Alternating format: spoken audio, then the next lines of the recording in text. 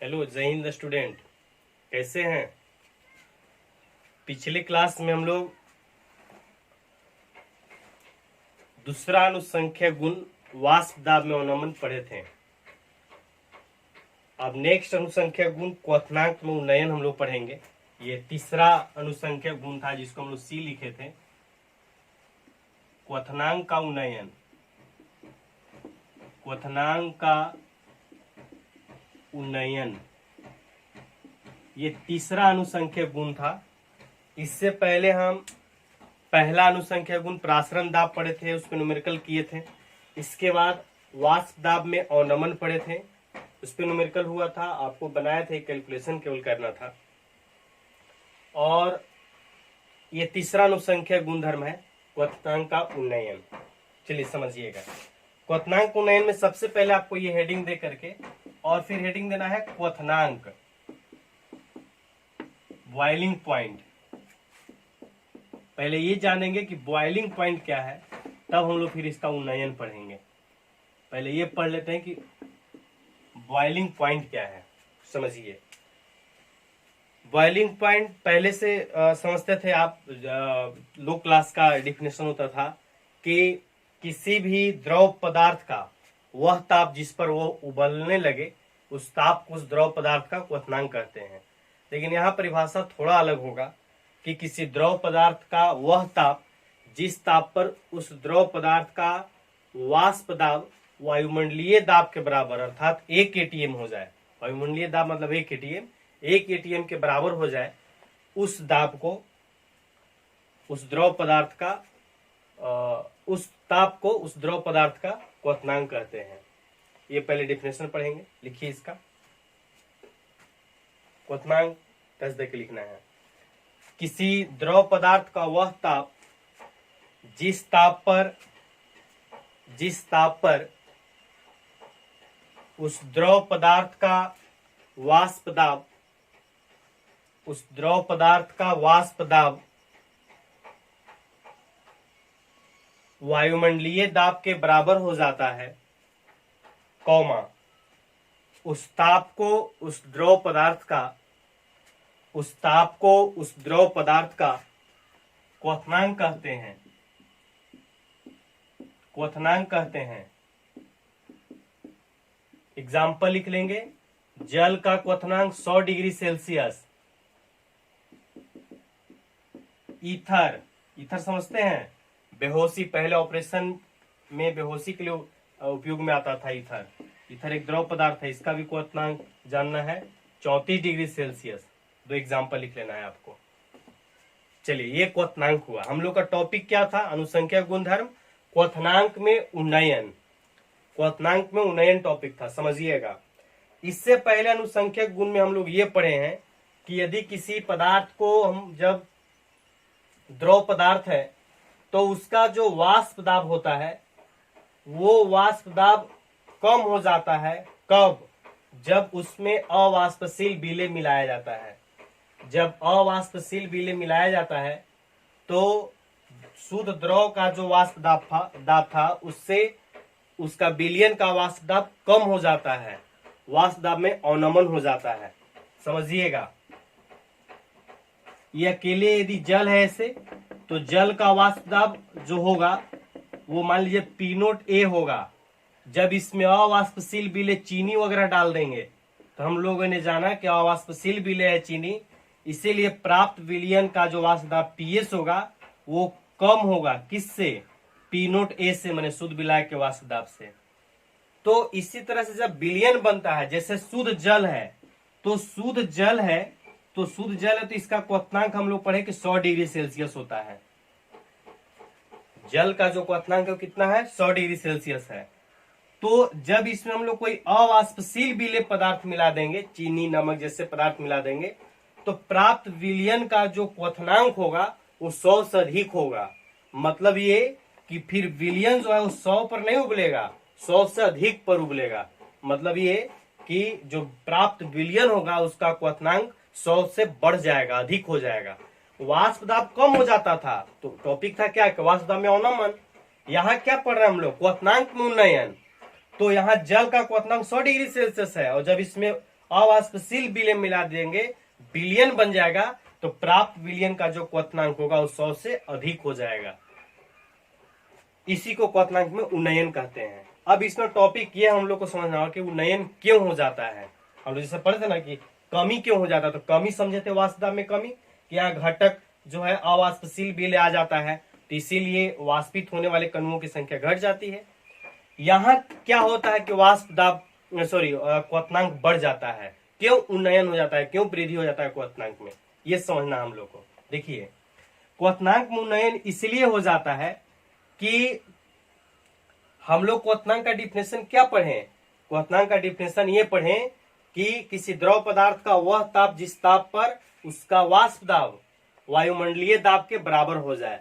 समझिएगा, जब जल था, जल है ऐसे सामान्य ताप पर 25 डिग्री सेल्सियस पे होगा, तो इसको जब हम लोग वाष्प दाब के वायुमंडलीय वाष्प दाब के बराबर इसका दाब करेंगे, मतलब नीचे से गर्म करना होगा, तो मान लीजिए Q1 उष्मा दिए, Q1 उष्मा का कोई मात्रा है, Q1 उष्मा देने से ये जो 25 डिग्री सेल्सियस ताप पर जल था, इसका ताप बढ़ करके 100 डिग्री सेल्सियस हो गया। अर्थात Q1 उष्मा दिए, इतना उष्मा दिए कि जो जल था इसका क्वथनांक 100 डिग्री सेल्सियस हो गया। मतलब ये कितना उष्मा देने से इसका वाष्प दाब 1 ATM के बराबर हो गया, वायुमंडलीय दाब के बराबर हो गया।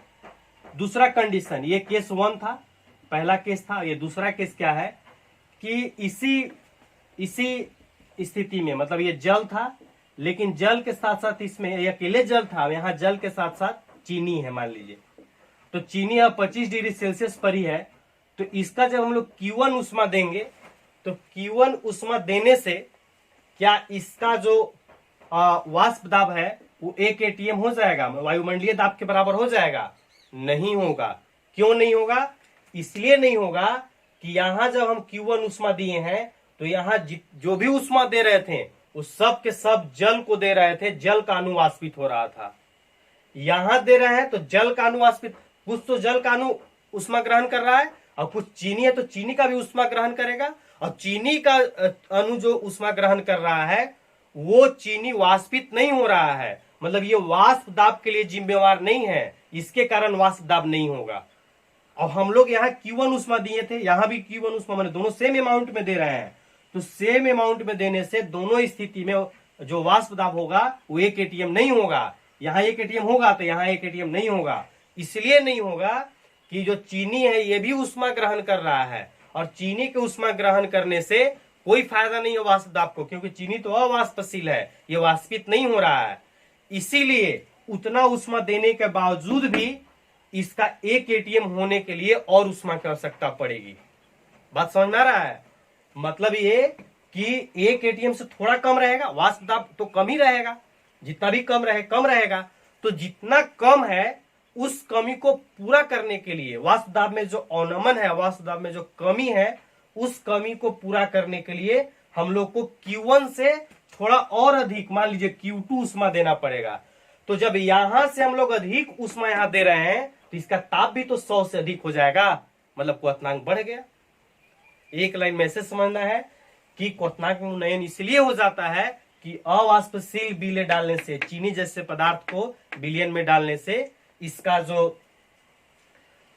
वाष्प दाब है वो थोड़ा कम हो जाता है, और उस वाष्प दाब के कमी को पूरा करने के लिए हम लोग को अलग से अतिरिक्त उष्मा देना पड़ता है।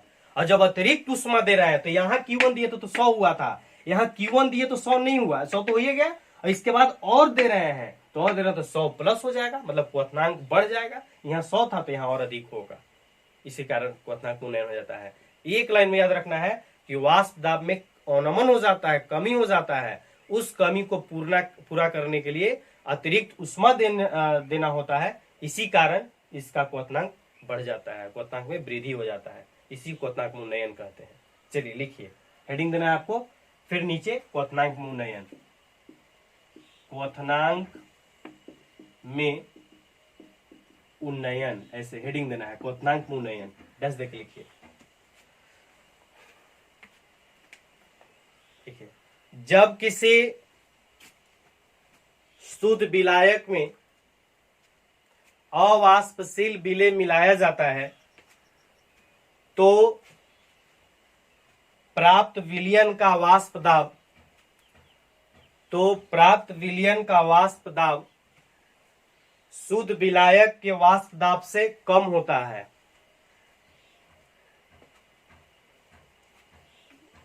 वाष्प दाब में इस कमी को पूरा करने के लिए अर्थात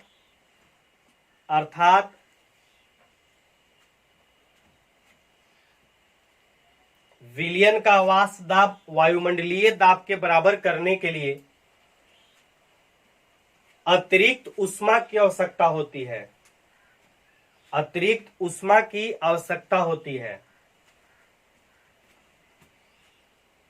और इस अतिरिक्त ऊष्मा के कारण विलयन का क्वथनांक शुद्ध विलायक के क्वथनांक से अधिक हो जाता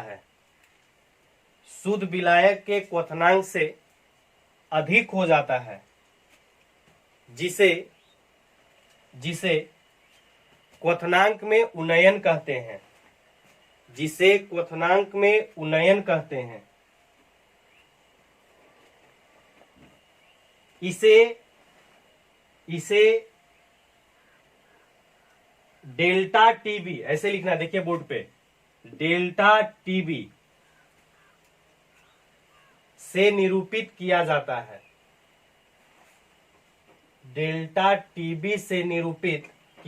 है। नीचे लिखेंगे अर्थात डेल्टा टीबी बराबर, या ऐसे लिखेंगे पूरा, क्वथनांक में उन्नयन क्या इसको बोले, डेल्टा टीबी। क्या होगा उन्नयन, कितना उन्नयन होगा, वृद्धि केवल निकालना है ना। क्वथनांक उन्नयन मतलब क्वथनांक में वृद्धि, तो वृद्धि निकालना है तो अधिक में से कम को घटा देंगे। अधिक किसका हो रहा है, विलयन का। लिखेंगे विलयन के क्वथनांक को हम लोग केवल टीबी लिखते हैं, माइनस विलायक, शुद्ध विलायक या केवल विलायक, शुद्ध विलायक का क्वथनांक। शुद्ध विलायक के क्वथनांक को हम लोग लिखते हैं संकेत में टी नोट बी। क्या लिखते हैं, टी नोट बी, अर्थात डेल्टा टीबी बराबर, ये फॉर्मूला आपका एक अभी तक आया है, TB minus T naught B, यही उन्नयन होगा। जैसे जल है तो जल का क्वथनांक 100 डिग्री सेल्सियस होगा, मैंने शुद्ध विलायक का हो गया ये, नहीं टी नोट बी हो गया 100 डिग्री सेल्सियस। और यदि इसका विलयन बनेगा तो क्वथनांक 101 पॉइंट ऐसा कुछ हो जाएगा। तो वृद्धि निकालना होगा तो इसमें से इसको घटा देंगे टीबी में से। टीबी मतलब विलयन का क्वथनांक और टी नोट बी मतलब विलायक का क्वथनांक। एक फॉर्मूला आपको यहां से ये समझना है। चलिए, ये क्वथनांक में उन्नयन हुआ। आगे हेडिंग देना है क्वथनांक में उन्नयन का ग्राफीय निरूपण। क्वथनांक में उन्नयन का ग्राफीय निरूपण हेडिंग देना है आपको।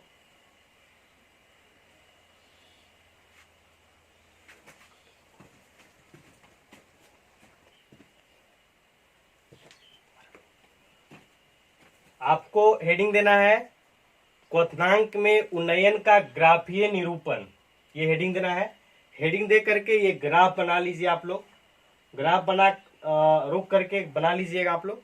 हम इसको आगे चर्चा करते हैं ग्राफ को। देखिए ये ग्राफ है किसके बीच, दाब और ताप के बीच में, दाब और ताप, टेम्परेचर प्रेशर के बीच में है।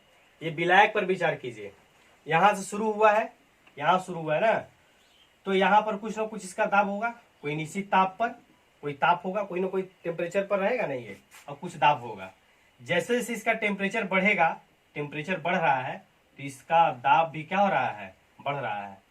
यहाँ आया, यहाँ हो गया, टेम्परेचर बढ़ करके जब यहाँ आया तो ये वाष्प दाब यहाँ पहुंच गया। अब ये कौन दाब था, वायुमंडलीय दाब। तो जिस ताप पर, इसी ताप पर न इसका वाष्प दाब विलायक का वायुमंडलीय दाब के बराबर हो गया। तो डिफिनेशन क्या पढ़े हम लोग कि जिस ताप पर किसी द्रव पदार्थ का वाष्प दाब वायुमंडलीय दाब के बराबर हो जाएगा, उस ताप को, ये ताप को क्या कहेंगे, क्वथनांक कहेंगे। तो टी नोट बी इसीलिए लिखे हैं, ये विलायक का क्वथनांक है। मैंने विलायक को जब यहां तक गर्म किया गया तो इसका जो वाष्प दाब था ये वायुमंडलीय दाब के बराबर हो गया, इसीलिए यह ताप जो है ये क्वथनांक कहलाएगा इसका। ये विलायक के बारे में हो गया। बिलियन है, तो बिलियन, जब बिलियन है तो उसी विलायक में अवाष्पशील विलेय डाल देंगे तो इसका वाष्प पहले ही से दाब कम हो जाएगा। अगर किसी भी निश्चित ताप पर उसका वाष्पन हो भी रहा होगा और कोई विलेय पदार्थ डाल देंगे तो ऑटोमेटिक उसका वाष्प दाब कम हो जाएगा। तो कम हो जाएगा तो ऐसे इसका टेम्परेचर बढ़ाना शुरू किए। तो टेम्परेचर बढ़ाना शुरू किए तो यहां तक अगर गर्म करेंगे, जितना तक हम लोग विलायक को गर्म किए थे वहां तक गर्म करेंगे तो बिलियन ये ना है, ये बिलियन है तो इसका वाष्प दाब यही हो रहा है। देख रहे हैं, जब बिलियन है तो इसका वाष्प वायुमंडलीय दाब यहां है। तो जब हम लोग बिलियन को गर्म कर रहे हैं तो यहां तक गर्म करेंगे, कहां तक, जहां तक विलायक को गर्म किए थे वहां तक गर्म कर रहे हैं तो उसका वाष्प दाब यही आ रहा है, यही ना आ रहा है। इसका वाष्प दाब हम लोग कहां होना चाहिए था, कट करके यहां आना चाहिए था, अभी यही आ रहा है। तो जब यहां तक गर्म किए तो नहीं वाष्प दाब वायुमंडलीय दाब के बराबर हुआ। क्यों नहीं हुआ, क्योंकि वाष्प दाब में अवनमन हो गया विलेय डालने से। तो जब अवनमन हो गया मतलब अभी हम लोग यहीं तक पहुंच पाए हैं, हम लोग अभी इतना दूरी तय करना है, इतना दूरी तय करना है, ये वाला जो गैपिंग है इसको पाटना है। तो इस गैपिंग को पाटने के लिए अर्थात वाष्प दाब में अभी जितना कमी है, मतलब वायुमंडलीय दाब के रिस्पेक्ट में जितना कम हो रहा है वायुमंडलीय दाब से, उस कमी को पूरा करने के लिए हम लोग और टेम्परेचर देंगे। यहां से बढ़ा करके यहां दिए तो भी नहीं हुआ, यहां दिए तो भी नहीं हुआ, फिर यहां दिए तब, यहां दिए तब जाकर के ऐसे 1 केटीएम के बराबर हुआ, वायुमंडलीय दाब के बराबर हुआ। इसीलिए बिलियन का जो दाब होगा, ताप होगा वो यहां पर आकर के वायुमंडलीय दाब के बराबर होगा। इसीलिए ये जो ताप है ये बिलियन का क्या कहलाएगा, क्वथनांक कहलाएगा। क्यों, क्योंकि इस ताप पर जो बिलियन था उसका वाष्प दाब वायुमंडलीय दाब के बराबर हो गया। इसीलिए यह जो ताप है क्या कहलाएगा, बिलियन का क्वथनांक कहलाएगा। अब समझिए, ये कमी था, ये समझ रहे हैं, कमी था, और यहां इस कमी को पूरा करने के लिए हम लोग को यहां से अधिक ताप यहां देना पड़ा। तो यहां से यहां जो ताप दिए इसी के अंतर को डेल्टा टीबी कहेंगे। पसंद आ रहा है, ऐसे लिखे थे, फिर से एक बार लिख देते हैं हम इसको, जो है ऐसे डेल्टा टीबी लिखे थे। डेल्टा टीबी क्वथनांक उन्नयन यहीं से ना हुआ है, यहां से यहां तक जो हुआ उसी को कहेंगे। एक चीज और आपको ग्राफ में समझना, आप ये बताइए कि ये गैपिंग और ज्यादा होता तो ताप कम देना पड़ता कि ज्यादा। जैसे मान लीजिए कि ये गैपिंग जो है, ये गैपिंग ज्यादा होता है, यहां से यहां था तो ये गैपिंग मान लीजिए यहां ऐसे रहता, ऐसे, यहां से यहां डेल्टा पी ऐसे गैपिंग रहता, तो क्या होता, टेम्परेचर ज्यादा देना पड़ता है कम, ऐसे। जितना ज्यादा गैपिंग होगा उतना ज्यादा टेम्परेचर देना पड़ेगा। ये हम नीचे दिखा दिए, ये ऊपर की ओर ऐसे और गैपिंग दिखाएंगे ऐसे, यहां यदि रहेगा ऐसे तो हम लोग को यहां से और ज्यादा देना पड़ेगा, तब जाकर के यहाँ ऐसे वाष्प दाब होगा। मतलब ये कि जो वाष्प दाब में अवनमन होगा, जो कमी होगा डेल्टा पी, उसके समानुपाती होगा डेल्टा टीबी। डेल्टा टीबी का मान इस पर निर्भर करेगा, जितना ज्यादा गैपिंग होगा उतना ज्यादा ये होगा। मतलब है कि गैपिंग ज्यादा होगा, वाष्प दाब में अवनमन ढेर सारा कम रह जाएगा, वायुमंडलीय दाब से थोड़ा कम रहेगा तो थोड़ा उष्मा देंगे और प्राप्त हो जाएगा बिलियन का क्वथनांक। और यदि बहुत ज्यादा गैपिंग रहेगा, बहुत ज्यादा कमी होगा तो ज्यादा उष्मा देना पड़ेगा, टेम्परेचर ज्यादा बढ़ाना पड़ेगा, तो क्वथनांक में उन्नयन ज्यादा होगा। मतलब ये कि जो क्वथनांक में उन्नयन है डेल्टा टीबी, वो डेल्टा पी के समानुपाती होगा, ये समझना है आपको। चलिए, ये ग्राफ आपको बना करके नीचे लिखना है।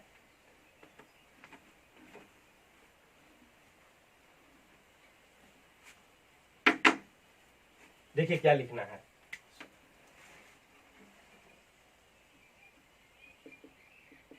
ग्राफीय व्याख्या से स्पष्ट है कि, ग्राफीय व्याख्या से स्पष्ट है कि, स्पष्ट है कि क्वथनांक में उन्नयन, उन्नयन डेल्टा टीबी, क्वथनांक में उन्नयन डेल्टा टीबी समानुपाती होगा वाष्प दाब में कमी के। वाष्प दाब में कमी डेल्टा पी के क्या होगा, समानुपाती होगा। और हम लोग इसको आगे बढ़ाएंगे, मतलब ये कि डेल्टा बी बराबर समानुपाती डेल्टा पी। या हम लोग जानते हैं कि जो डेल्टा पी है वाष्प दाब में अवनमन, वो लिखेंगे चूंकि डेल्टा पी समानुपाती होता है बिले के मूल अंश के, होता है ना ऐसे, वाष्प दाब में अवनमन वो इसके समानुपाती होता है।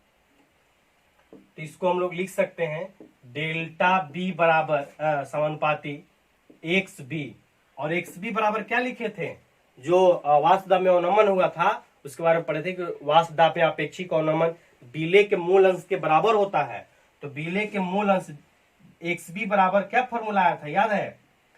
फॉर्मूला आया था एम बिले के मूल की संख्या बटा विलायक के मूल की संख्या प्लस बिले के मूल की संख्या। बिले की मूल की संख्या को एनबी को हम लोग हटा दिए थे, इसलिए उसका मान बहुत कम होता है। हम डायरेक्ट लिख रहे हैं, आप एक्स बी का मान पीछे देख लीजिएगा क्या होता है, डब्ल्यू बी बटा एम बी, अब पूरा के बटा में डब्ल्यू ए बटा एम ए, ये फॉर्मूला होता है एक्स बी बराबर। इसको और आगे बढ़ाएंगे यदि हम लोग, क्या प्राप्त होगा, डेल्टा टी बी समानुपाती। यदि समानुपाती के बदले में यदि हम लोग इसको बराबर दे दे तो कोई नियतांक के आएगा, क्या आएगा, के आएगा। तो के और इसको कर रहे हैं, देखिए क्या आ जाएगा, इसके डब्ल्यू बी बटा एम बी इंटू ये ऊपर जाएगा एम ए अब बटा डब्ल्यू ए। देखिए ठीक है, ये डब्ल्यू बी बटा एम बी, ये ऊपर में चला जाएगा, डब्ल्यू ए नीचे में रह जाएगा। डेल्टा टी बी बराबर क्या हो जाएगा, देखिए इसको लिख रहे हैं के इंटू जो एम है उसको केवल एक साथ हम लिख रहे हैं, उसके पीछे रीजन है बताते हैं आपको। और फिर डब्ल्यू बी बटा हो जाएगा M B into W A, इन हो जाएगा। बोलिए आगे डेल्टा टी बी बराबर K B into W B, K B into W B बटा M B into W A. अब आपका प्रश्न होगा के बी कहां से आया, यहां नीचे एक लाइन लिखेंगे के इंटू एम ए,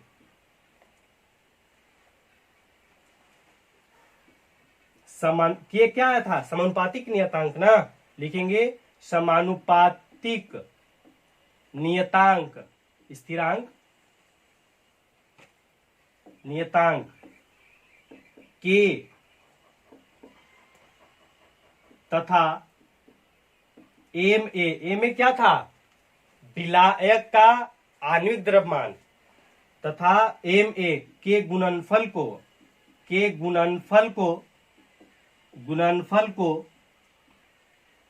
के बी कहते हैं, के बी कहते हैं, लिखना है आपको। फिर से एक बार बोल दे रहे हैं, ये जो समानुपातिक नियतांक के आया था, समानुपाती चिन्ह के बदले में के, और विलायक का आणविक द्रव्यमान एम ए का जो गुणनफल होता है उसको हम लोग के बी लिख दिए हैं। के बी क्या, उसको तुरंत अभी आगे पढ़ रहे हैं हम लोग, के बी लिख दिया। फॉर्मूला आपको यहां से याद रखना है, ये सब पहले से डाटा आ गया, आपको अच्छे तरीके से याद रखना है। डब्ल्यू ए विलायक का द्रव्यमान केजी में लिखना होगा, ये ध्यान रखिएगा।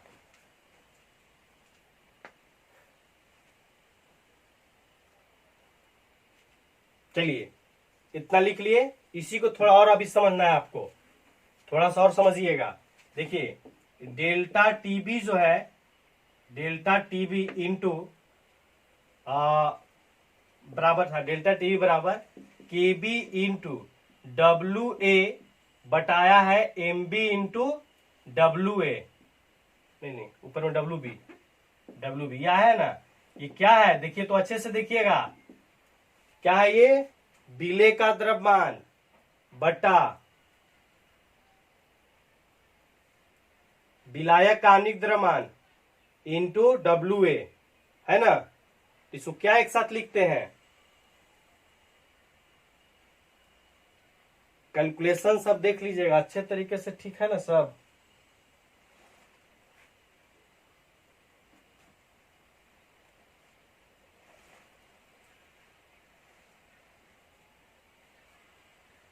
कैलकुलेशन सब ठीक है। यहाँ एम जो हम लोग मोललता पढ़े थे, मोललता छोटा एम, उसका फॉर्मूला होता था विलेय का द्रव्यमान बटा आणविक द्रव्यमान और पूरा के बटा में विलायक का द्रव्यमान केजी में। ये हम लिखना दिखाना चाह रहे थे। आप उसको देखिए एक बार कैसे वो आएगा उसको। तो यहां से हम लोग आगे इसको लिख रहे हैं केबी इंटू डब्ल्यू बी। इसको इतना ही तक रहने दीजिए ना, यही ये यहां तक डेल्टा टीबी बराबर फॉर्मूला रहेगा केबी इंटू डब्ल्यू बी बटा में हो जाएगा M B into W A. W A विलायक का द्रव्यमान है और केजी में होगा, ये ध्यान रखना है। बल्कि नीचे एक लाइन लिख दे रहे हैं, ये फॉर्मूला इसीलिए लिखना चाह रहे थे। देखिए डेल्टा टीबी बराबर फॉर्मूला उसी को लिख दे रहे हैं, केवल केबी इंटू डब्ल्यू बी बटा M B into W A. ये जो फॉर्मूला है इसमें तो सब पता ही है, ये क्वथनांक उन्नयन है। केबी जो है इसको बोलते हैं उन्नयन स्थिरांक, क्वथनांक में उन्नयन। ये केबी जो इसको बोलते हैं उन्नयन स्थिरांक। क्या बोलते हैं? उन्नयन, मूलल उन्नयन स्थिरांक, मूलल उन्नयन स्थिरांक। केबी को क्या बोलेंगे? मूलल उन्नयन स्थिरांक। डब्ल्यू बी तो आपको पता ही है, विलेय का द्रव्यमान, ये ग्राम में होता है। विलेय का जो द्रव्यमान होगा वो क्या चीज में होगा? ग्राम में। और एमबी क्या है? एमबी है विलेय का आणविक द्रव्यमान। विलेय जो रहेगा उसका आणविक द्रव्यमान है, जो फॉर्मूला से कैलकुलेट करते हैं। और डब्ल्यू ए जो है वो विलायक का द्रव्यमान है। क्या है? विलायक का द्रव्यमान। अब ये केजी में होगा, यही इंपोर्टेंट बात है, इसीलिए फॉर्मूला आगे से बढ़ा के यहां लिखे हैं हम।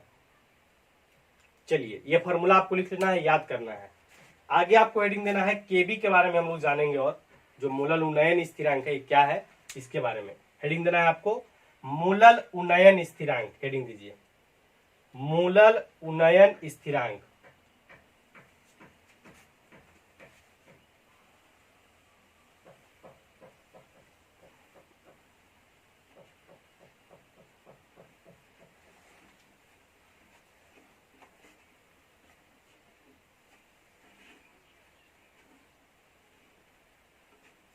चलिए लिखिए,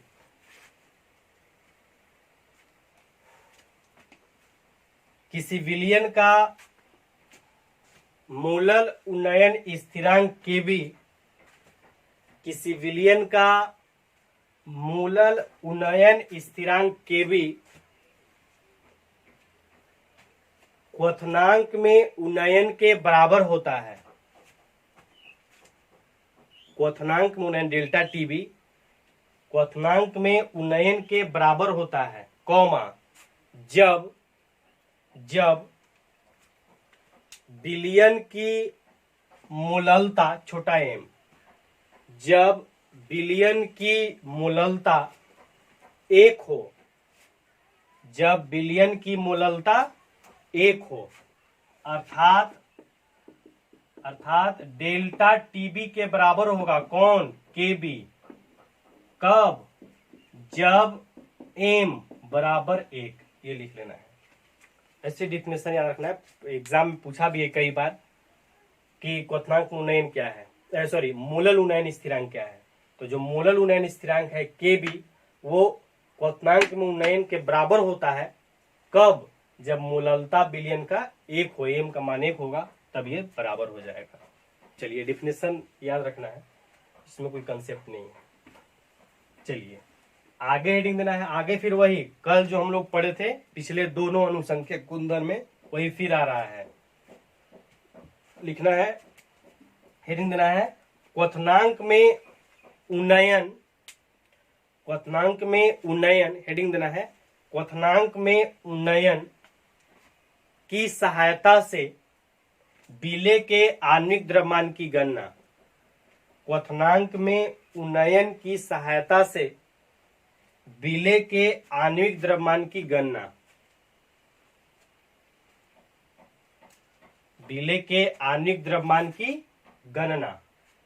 चलिए हम लोग क्या अभी तक जाने हैं, वी नो डेट, अभी डायरेक्ट फॉर्मूला समझिए ना, फॉर्मूला क्या पढ़े अभी, डेल्टा टीबी बराबर K B into W B बटा M B into W A, ये फॉर्मूला आया था ना। हम लोग क्या निकालना है, कहा क्वथनांक गुणन नहीं ना है, इसके साथ हम लोग को एम बी निकालना है, तो एम बी बराबर लिख देंगे, क्या हो जाएगा एम बी बराबर, एम बी बराबर हो जाएगा, एम बी बराबर क्या फॉर्मूला हो जाएगा, यहां से देखिए के बी इंटू डब्ल्यू बी बटा के बी इंटू डब्ल्यू बी बटा ये delta T B into W A, देखिए ये फॉर्मूला हो जाएगा ना, ऐसे ये दूसरा भी लिख सकते थे, दूसरा समझिए,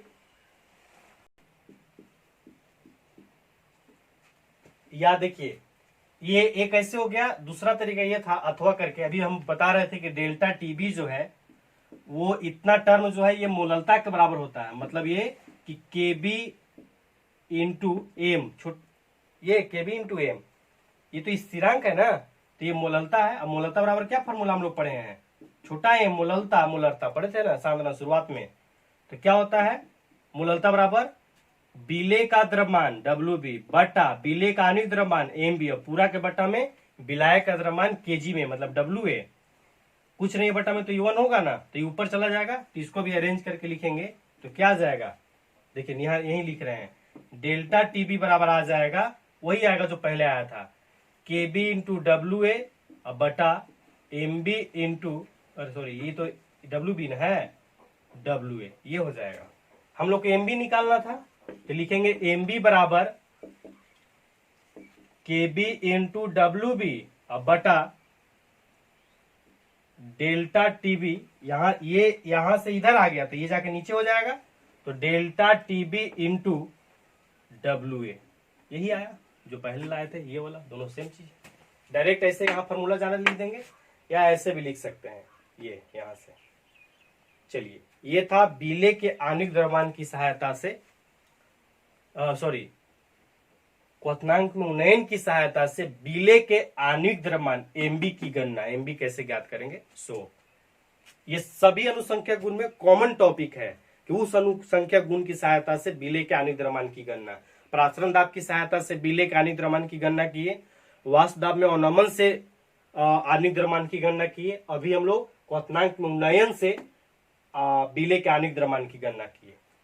चलिए आगे फिर कॉमन एक है और क्वेश्चन होता था कि क्वथनांक में उन्नयन एक अनुसंख्यक गुण धर्म है, हम लोग जानते हैं कि है, कैसे है, कैसे इसका व्याख्या करेंगे। चलिए क्वेश्चन लिखिए, हम बोल रहे हैं क्वथनांक में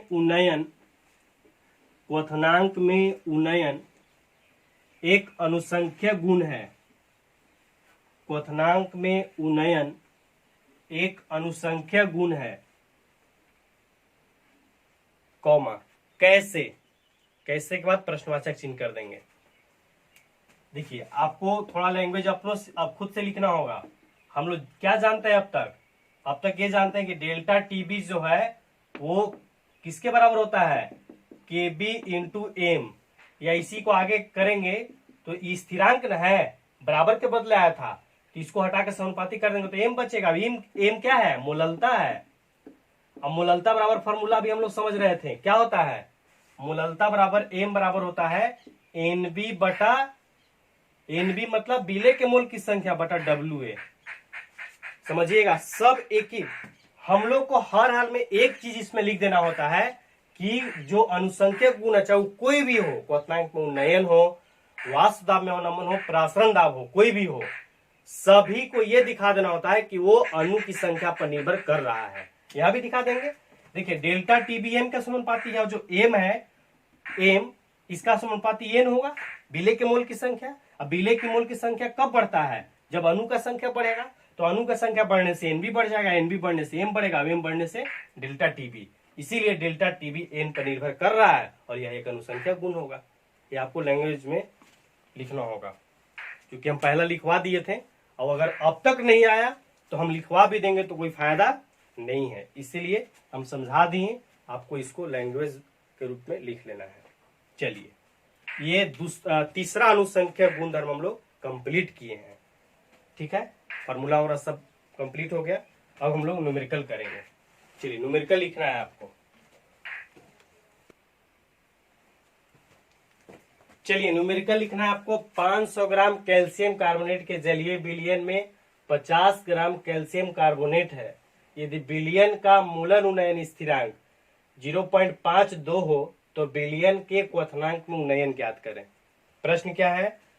विलयन है, जल में कैल्शियम कार्बोनेट CaCO3 डाला गया है और दोनों मिला करके विलयन जो है उसका द्रव्यमान 500 ग्राम है और उसमें कैल्शियम कार्बोनेट कितना मिलाया गया है, कितना उपस्थित है, 50 ग्राम। तो कह रहा है कि जो प्राप्त विलयन होगा उसका क्वथनांक में उन्नयन कितना होगा, कितना वृद्धि होगा, डेल्टा टीबी का मान क्या होगा, ये ज्ञात करना है। आप वीडियो रोक करके अपने प्रयास कर सकते हैं, देख सकते हैं बना करके, हम आपको सोल्यूशन करते हैं। क्या क्या दिया हुआ है? विलयन का द्रव्यमान दिया हुआ है। विलयन का द्रव्यमान मतलब दोनों का, विलयन मतलब जल, जलीय विलयन है ना, तो जल प्लस CaCO3 कैल्शियम कार्बोनेट का द्रव्यमान, विलयन का द्रव्यमान दिया हुआ है 500 ग्राम दिया हुआ है ना। और क्या दिया हुआ है? विलेय का द्रव्यमान दिया हुआ है। विलेय कौन है? CaCO3 का द्रव्यमान WB जो है वो दिया हुआ है 50 ग्राम। और क्या दिया हुआ है? और मूलल उन्नयन स्थिरांक दिया हुआ है। मूलल उन्नयन स्थिरांक जो हम लोग क्या बोलते थे, इसको केबी बोलते थे, ये दिया हुआ है 0.52। और क्या दिया हुआ है? और कुछ नहीं दिया हुआ है। विलयन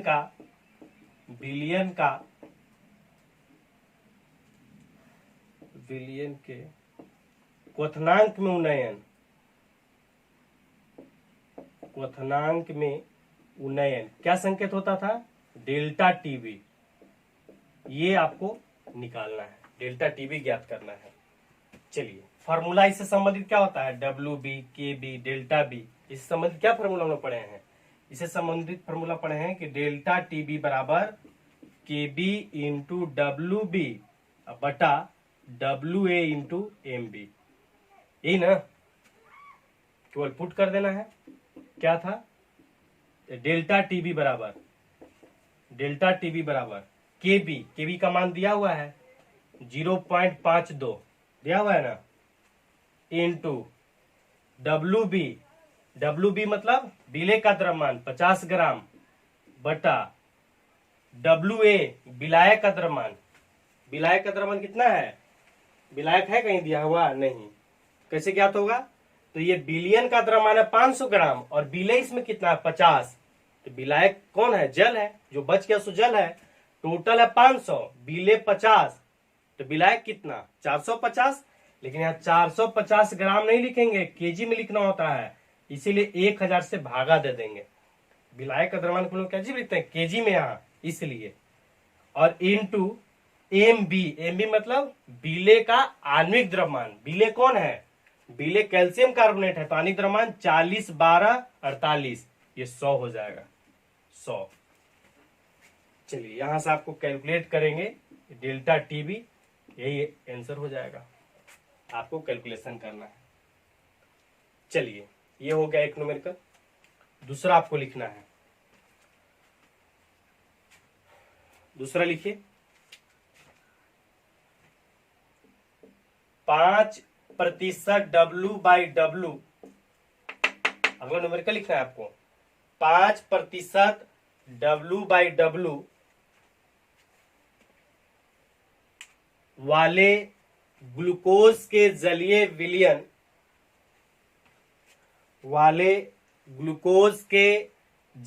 विलयन का क्वथनांक ज्ञात करें। जलीय विलयन का क्वथनांक ज्ञात करें। और नीचे लिख लेना ब्रैकेट के अंदर KB बराबर 0.512, बस ऐसे एक लिख लेना है। एक और डाटा लिखना। चलिए, ये आपका होमवर्क रहेगा। एक न्यूमेरिकल ये हुआ है, दूसरा होमवर्क है 3 अनुसंख्यक गुण पढ़ लिए हैं, एक चौथा बचा हुआ है। यदि ये सब क्लियर होगा तो वो और आसान है। और चौथा अनुसंख्यक गुण मतलब कल समाप्त होगा। छोटा सा एक और टॉपिक है, वांटॉप गुणांक पढ़ते हैं हम लोग, और एक असामान्य आणविक द्रव्यमान, एबनॉर्मल मॉलिक्यूलर वेट। ये 2 टॉपिक है, कल समाप्त नहीं होगा तो नेक्स्ट वीक में नेक्स्ट क्लास में समाप्त भी हो जाएगा, और उसके साथ साथ नया चैप्टर प्रारंभ भी कर लेंगे। मतलब 10-20 मिनट का वीडियो रहेगा वो।